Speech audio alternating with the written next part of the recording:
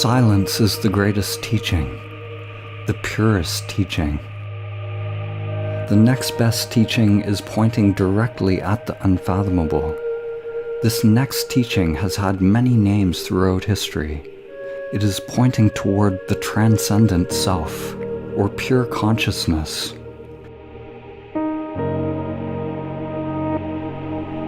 In Buddhism, it is called prajna paramita, which means the ultimate knowledge or perfect wisdom, which is distinguished from ordinary knowledge or conditioned knowledge.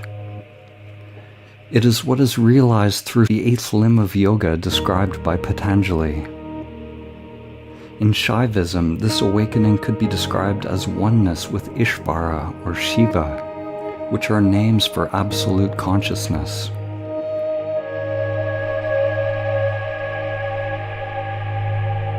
In Western mystical traditions, the terms henosis or apophaticism have been used to refer to union with the One. Plotinus said that the One transcends all beings, but is immanent within them.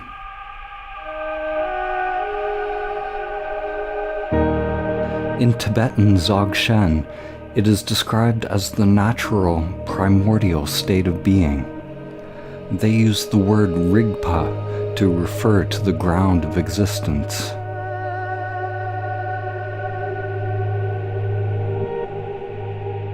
In Sufism, it is the secret of secrets realized through fana, which is annihilation, or learning to die before you die.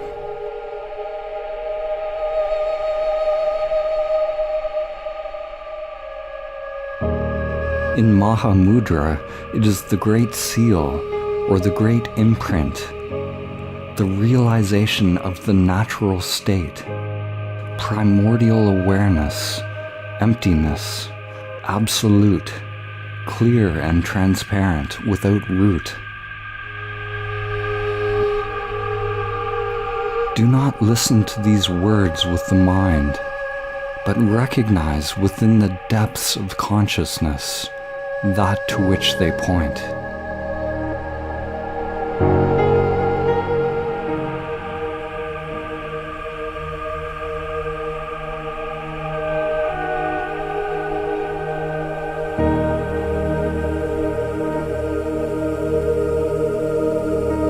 The truth of who or what you are, the truth that transcends the limited mind, cannot be seen by means of the limited mind.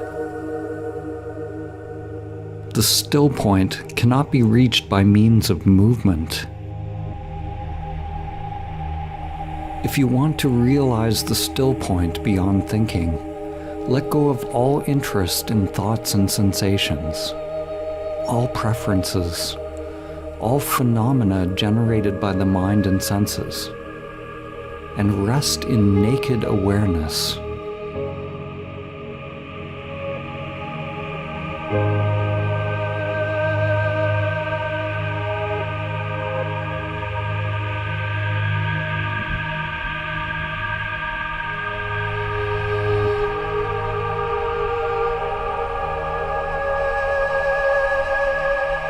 Thoughts and sensations are a field of constantly changing phenomena.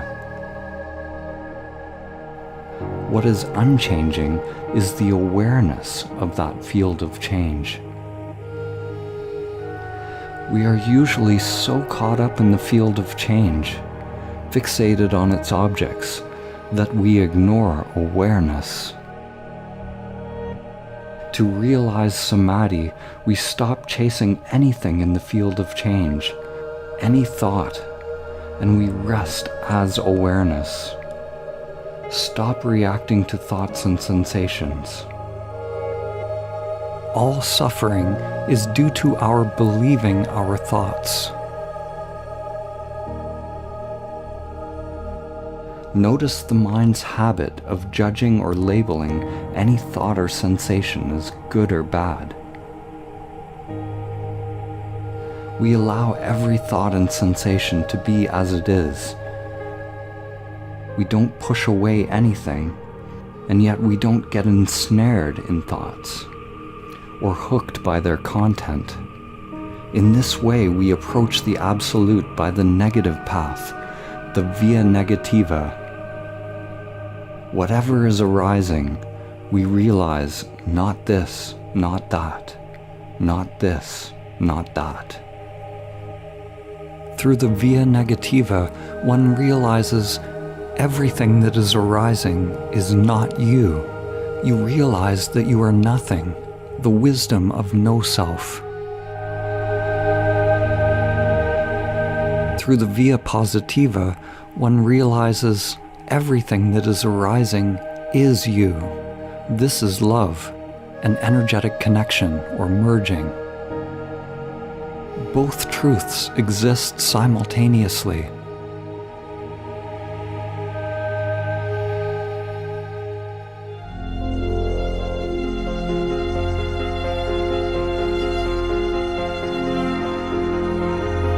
Form is exactly emptiness. Emptiness is exactly form.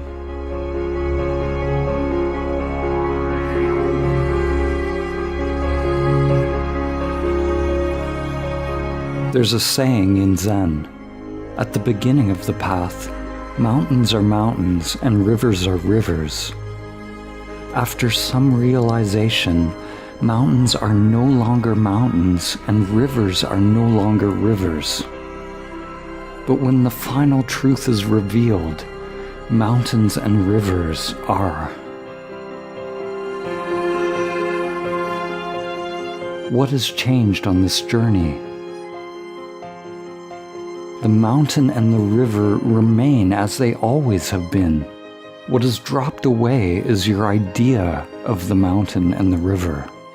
What has dropped away is the whirlpool of the mind that mediates, that creates the illusion of separation between you and the world.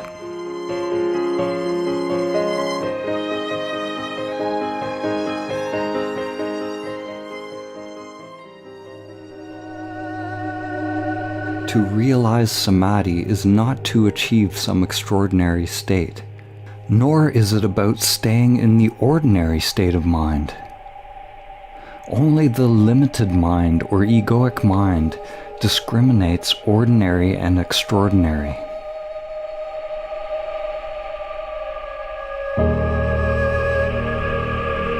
Turiya, the stateless state, sometimes called the fourth state, is non-dual reality. It is transcendent and immanent within. It is the ground of existence, the fountain of all truth. Your effort to achieve some state is a movement of the mind. To realize the ground of existence is not to transcend the physical and abide in the subtle realm or the causal realm. All of these dimensions of yourself exist simultaneously. Gross, subtle, and causal exist here and now. It is only the limited mind itself that creates the division.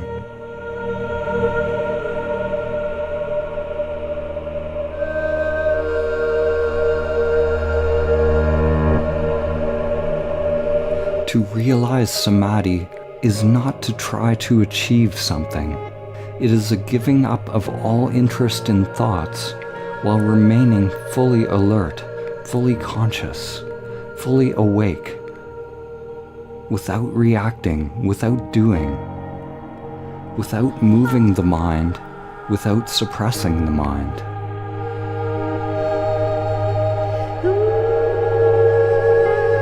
To be aware, to be fully attentive to what is happening, without the mediation of egoic conditioning, without concepts, without controlling, manipulating, or distortion, without the filtering of the limited mind. It is to be present without choosing.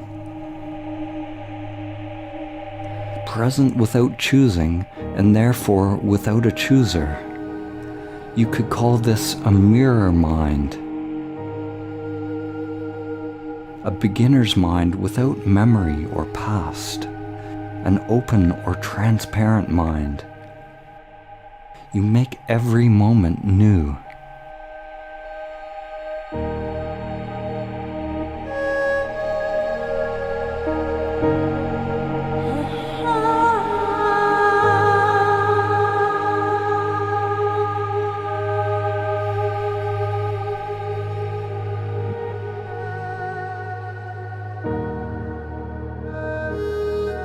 Every time that the mind moves unconsciously, even the tiniest movement, it is due to the filtering through the conditioning of the limited self-structure.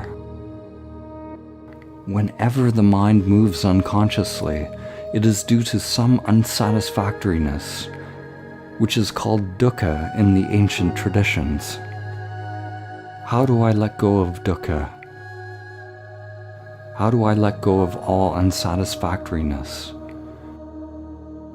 Listen closely. To the limited mind, there's a paradox. The limited egoic mind hears the question and wants to know how. How do I do it? But that limited mind can't do it. The limited mind will always fail in any attempt to realize Samadhi. It must fail. The limited mind does not awaken. Primordial awareness wakes up from its identification with the limited mind.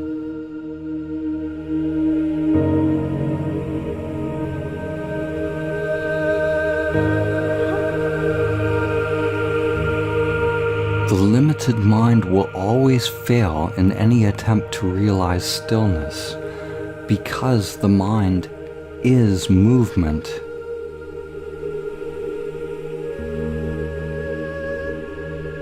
The mind itself is movement, and this movement creates the experience of time and space, creates separation. It is an endless process of doing. On the passless path, we awaken from identifying with the character that is doing to recognizing the dimension of being.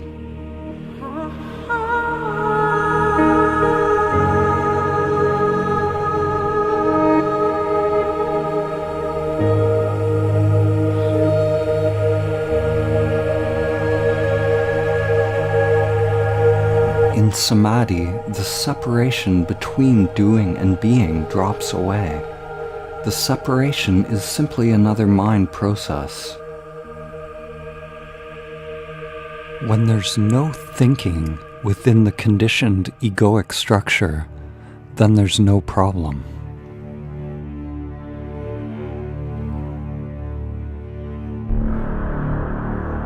The you that you think you are is a process, a constant movement of egoic thought, a collection of patterns and preferences. That you has to die. The pathological pattern of you has to end for Samadhi to be realized. Let that sink in.